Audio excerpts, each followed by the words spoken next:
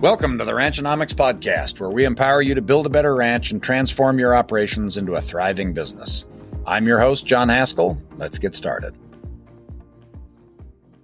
Dallas Mount, welcome back to the Ranchonomics Podcast. How are you, buddy? I'm doing great. Thanks for having me back, John. It's nice to see you. I know you have been busy with EL meetings and teaching schools, and you're about to enter summer, which I think is time off for the Ranching for Profit crew, and you don't have schools going on for a bit, so glad we could get some of your time. Thanks. You're welcome. Yeah. Very good. One more school in Billings? We do. Yeah. Gearing up here. We got a school in Billings shortly. And then first time we're excited to be going to Reno in September. So that'll be a fun one. Cool. Very good. I wanted to talk today a little about specialization and a trend that I think both of us are seeing, where we are seeing a lot of people doing the opposite of specialization. If you want to share some thoughts on this, this is a topic that, interestingly enough, I was first introduced to through Ranching for Profit, of how to diversify our enterprises and maybe layer enterprises so that they generated additional income. And we're often talking about paying for real estate or something there where we are trying to generate additional income that we might be able to do just in our commodity agriculture businesses. And a movement has sort of sprung up around Joel Salatin and the great stuff he does at Polyface Farms. But I think both of us have also seen this maybe go a little too far. And I'd like to jump into that if we can and get your thoughts. So have we seen cases where people have too many enterprises? Oh boy, have we seen cases. Yeah, absolutely. So, I mean, Joel Salatin's done amazing work, and, he's written a lot of incredible books and he's added a lot to it. So I don't want to take away from things that he said, but there is this feeling, and especially as you kind of get the kind of the new to the farming group or the back to the farm group, of we got to do lots of different enterprises, right? And often you hear the term layering those, right, or doing all these things. So when we look at a business like that economically, it can be a disaster in some ways, right? But let's break it down a bit. And I think we come to this with good intentions, right? And even from a larger scale farmer ranch, right? It can happen very easily.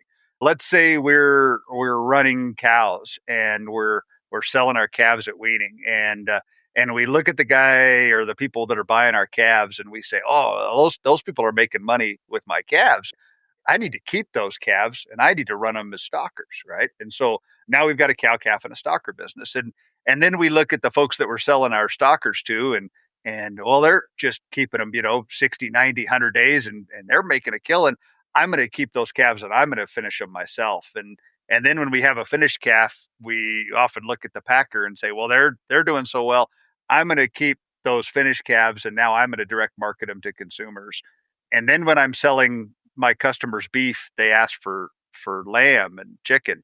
So now I've added some sheep to the business and I've got a few chicken houses out there, and now I need garden produce, right? And so the list goes on. And pretty soon we take a business that was 2 or 3 enterprises, and now, you can see pretty quickly we've got cows, stockers, grass finishers, direct marketing, beef sales, lamb sales.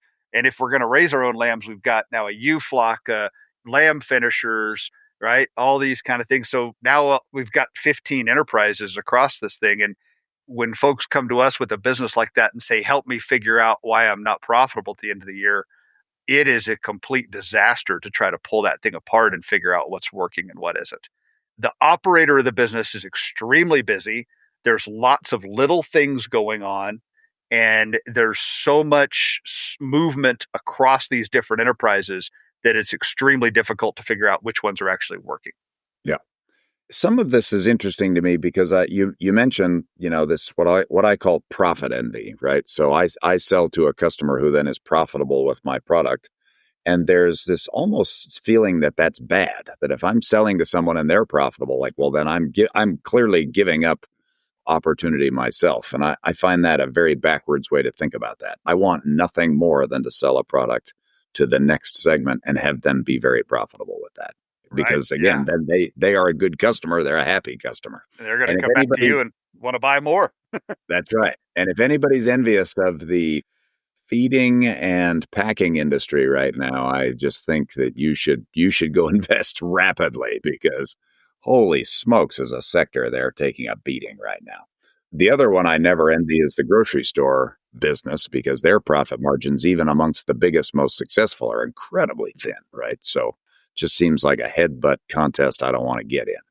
So we got a couple of things that we use at Ranching for Profit to walk people through making these decisions. So one of the things I generally say is the businesses that we work with that are highly profitable tend to have one, two, or three things, enterprises that are running at scale that are really moving the needle for the business. And it's probably more common to have two or three. The one is fairly rare.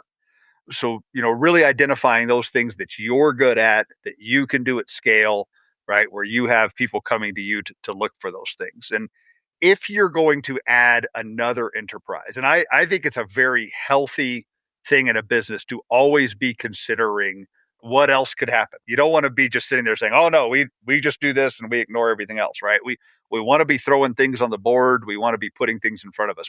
But if we're going to bite on one of those things, right? Putting ideas on the board is one thing. Actually biting on them is something very different.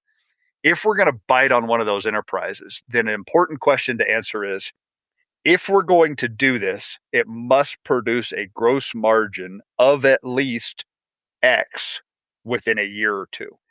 And we also have to be considerate of startup costs, right? So let me throw some numbers at that to just to give it a little more. Let's say we're doing $1 million of gross sales in a year. So we're, an average size place. If we're going to start a new enterprise, it better produce a gross margin of at least $100,000 within a year or two. And that's assuming it probably has less than $20,000 of divisional overheads to do that thing, right? If it's going to take $100,000 of additional overheads to do that, we better have a gross margin of at least $200,000, right? So that it's actually moving the needle. What we don't want to do is say, oh, we're going to start this whole new enterprise. It's going to take time and energy away from our core things. And if it works really well at the end of 2 years, we're going to make $2,000 a year doing this, right? That is foolish, right? It's just a complete distraction. So we need to make sure those things that we're looking at have the potential to work at scale and to actually move the needle for our business. Yeah, fantastic. There are two main things here. One, when you talk about that budgeting process, when you see people budgeting for a new enterprise, which is most likely one they're not familiar with, do they tend to overestimate the opportunity in that business or underestimate it? Yeah, we almost always overestimate the revenue and underestimate the costs when we're looking at something new. And we underestimate the difficulty and the amount of time it'll take. Like, how much time could it take to move 400 chickens, 40 feet down the pasture? Like, that's nothing to it, right? Yeah, and then half the day later, you're thinking, ooh, this is really cutting in, right? Yeah. So I think there's something else that comes into this, and maybe it's worth looking into, and it is our desire to be physically involved in our business at all hours of the day. By farmers and ranchers, by our nature, and a lot of it's the upbringing, right? What are some of the values that we have? Our values are hard work. We often enjoy being outside. We enjoy working with the animals. So when we have a little bit of free time and we're sitting around, thinking, okay, what am I going to do? It's very tempting to say, oh, an extra 45 minutes a day, I could go out and have chickens, right? And now I've filled that thing with the time when I was considering, it seemed like, oh, that's nothing. But now all of a sudden we do this and then we do that and then we do this and then we complain that we're busy from sun up to sundown and we need to look in the mirror to see who the person that caused that problem is, right? Because it was us by filling every minute of free time with another physically demanding, low-paying job. Now, we have seen cases, we get these people often about the time that they are exhausted. They are worn out, they are burned out, whatever you want to call it, they are tired. And interestingly to me, we've seen a few cases where they are very profitable and still completely wiped out, or places where they're not profitable and completely wiped out. Now, obviously, I'd rather be very tired and profitable, but if you push this deal far enough, the end result is the same. You basically want nothing to do with it, right? Your family is in chaos. Your wife hates you. Your children hate you. Everybody hates the bleepity bleep chickens because, of course, they're constantly a problem.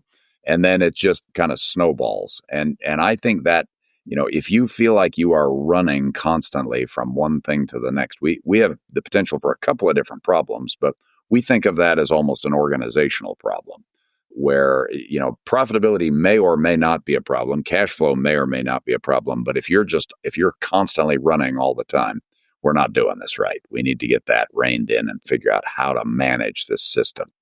One of the things that is very apparent a lot of times is people, and you mentioned it, the homesteader movement especially contributes to this, right? They get started, they get involved in lots of different things. There are businesses that are of the size and the age and the management skill, if you will, that can manage multiple enterprises very well. So when we talk about someone, coming back to the ranch, maybe from the next generation, we do talk about the possibility of adding an enterprise. But what you're doing is you're adding in a plan, like you're talking about with the budget, but then also a person who that's their main thing. Is that correct? Am I hearing you right on that? Yes. Yeah, absolutely. Running a ranch is more than just hard work. It's about vision, strategy, and execution. That's why ranching.fyi exists, to help ranchers make smarter decisions every day. With access to cutting-edge resources, online forums, and events tailored to the challenges ranchers face, ranching.fyi helps you stay ahead of the game. If you're ready to grow your operation and connect with other ranchers, head over to ranching.fyi today and see how this platform can transform your business. Okay, and I think this is another big problem with the adding enterprises is it's easy for them to lose track of the main thing. Like, what is the core business of this? What is it that really drives this ship? And if we take our eyes off that ball, it is very easy for that to fall apart quickly. Is that fair? You got it. Yeah. Okay. I remember my dad telling me the main thing is to keep the main thing, right? Yeah. My dad says the same thing. Yeah. It's pretty funny. Okay. I'm teaching my kids to play. We've got a little T-ball thing, and they're whacking at that. And it's great because the oldest one is, dead eyes on the ball. She follows through, et cetera. I don't know anything about baseball, but, we know a few things about the basics of mechanics. And the third one, he's like looking at a bird and swatting at the ball. And it's like, boy, buddy, this is really going well. So, he's knocked down the tee 7 times, 6 inches away from the ball because he's interested in all kinds of other things. So if we're playing baseball that way, we're probably not going to be very successful, right? Right. Okay, very good. All right. Anything else we want to add to this? And then I'm gonna add your favorite Little House on the Prairie story here, if we can. Yeah, I think it's skill and time in the game has some considerations with this, which goes back to the point you just made as well, right? If you started ranching last year and you have 8 enterprises, that's a problem. If you've been in business 40 years and there's 8 people on your team and you have 8 enterprises, that's probably not such a big deal. So there's some relationship of scale and time in the game and those things as well that come into this. Yeah, very, very good. And I really like your sort of, financial performance because, again, it's easy to see how these things could be beneficial. And I tell myself stories all the time in my head of, things we could add to the business that would make our life better. And then when you get down to brass tacks with it, it's like, and we've literally seen the case where it is $1,300, and we're at the end of the year and it's like, I worked that hard and the whole profit from that was $1,300. Like, yeah, sorry. So that's a great time to choose to change course. Yep. So I saw you tell a story one time that related to this, and I'd love for you to relay it again around Little House on the Prairie, a show you and I both probably grew up with. We absolutely did. And I loved that show as a kid and still do. I wish it was on for my kids to watch because they would absolutely love it. But the one message I want to make sure is I like to set up this contrast between Adam Smith, who is a famous, early economist, if you will, and Pa Ingalls. And the most important thing you take away from this deal, I'm going to start with the end, but Pa Ingalls was always broke, right? At one point, they were living in a dugout, right? He had I don't know, how many kids did they have? Was it 5 kids all living in a hole in the ground, basically, somewhere in the wild prairies of Nebraska, Kansas, right? Pa Ingalls was a great man, without a doubt. Had it absolutely wonderful, taught us great lessons about morality, taught us all kinds of good things. But what he didn't teach us how to do was to build wealth. And for all of my respective Pa Ingalls, that would be the thing that we would love to add. And in contrast to that, Adam Smith talks about specialization as the road to wealth, the golden road to wealth, he used to describe it. And he has a great example. Pa Ingalls would plant the beans. Pa Ingalls would herd the cows. Pa Ingalls would cut the hay. Pa Ingalls was independent. He could do it all by himself. But Adam Smith uses this wonderful example in manufacturing where he describes the making of a pin. And these are straight pins like we had in the 18th and 19th century where you would pin clothes with, kind of like you'll still get like on a men's dress shirt, right, where you have to pull those pins out. A lot of that is turned to plastic clips now, but same basic idea. Anyway, one person can make about one pin per day, right? You start with a piece of metal, you turn it into a piece of wire, you shape it up, harden it, et cetera, and turn it into a straight pin. When you break the pin making process into 18 steps that are all distinctive, and you have 18 different people each do one of those steps, and I am not going to remember the number, but 18 people don't make 18 pins a day, right? One person makes one pin a day. When you break it into steps, it's not 18 pins a day. It's more like 18,000. And don't quote me on the number, but specialization has this wonderful ability to create massive efficiency and, frankly, generate a lot more profit. This is a situation where if you imagined making pins one at a time, and that was your entire day, versus doing one process over and over again and making 18,000 pins, you can just imagine what the difference in that company's bottom line looks like. You have increased labor costs. You have, maybe that job is a little more boring because you're doing the same thing over and over again, but you get really good at it. And I think the concept you kind of opened with is this idea of, businesses that have one, maybe two enterprises are likely to be very focused on them, and they're likely to be very good at it. And in those cases, if we're paying attention, it is significantly easier to be profitable because you can get your head around what, if it isn't going well, what changes do I need to make? What do I need to be doing better? And it's easy to change the course of that ship if it's a single enterprise ship. So I hope that covers the whole thing. Again, I always feel bad when I badmouth Little House on the Prairie and Laura Ingalls Wilder and Pa Ingalls. But again, I'm going to come back to the end that they were broke. And while they lived a wonderful life, there wasn't a lot of intergenerational transfer going on there. So I think we can live the same quality, be the same quality of person that Pa Ingalls was, add some specialization to our life and add some wealth to go with it. Yeah. Wonderful. Well, thanks, John. It's been a great conversation, and I'm all for feeding people. I'm all for local farms, and I'd love to see these local farms that are multi-layered thriving economically. So let's help them do that. Well, and let's add one thing to that. One of the pieces why local is so good is because of the community that goes with it, right? So to my mind, that deal of specialization often leads to a lot more cooperation. And in my mind, we need more cooperation in this world. I'm all for rugged independence and love to not need anybody to do things, or self-reliance, maybe we'll call it. And yet at the same time, we do a much better job of building communities when we have interdependence. We may feel like that leaves us vulnerable, but it also leaves us very open to, interacting with other people and forming significantly stronger bonds. When we look in mental health and all kinds of other ways where people want to be self-reliant, what we often see is that when things are difficult are the times when we should be reaching out to others. We tend when we're having a hard time to withdraw, and what we really should be doing is being more expansive, right? Of getting into our friends' network and getting the help we need. And I think when we build communities based around interdependence and self-reliance together, we are significantly stronger than when we use either one of just one of those or the other. Yeah, that's right. So if we could bring this back to the business and our decision making, if our clients are saying, "Hey, I love your beef. Do you have lamb?" Right? The response probably is not, "I should go get a flock of sheep." The response is, "Who's raising lamb that fits my messaging and my values that I could also market through my channels?" Yeah. Stephen right down the road has lambs. I will give you his phone number, right?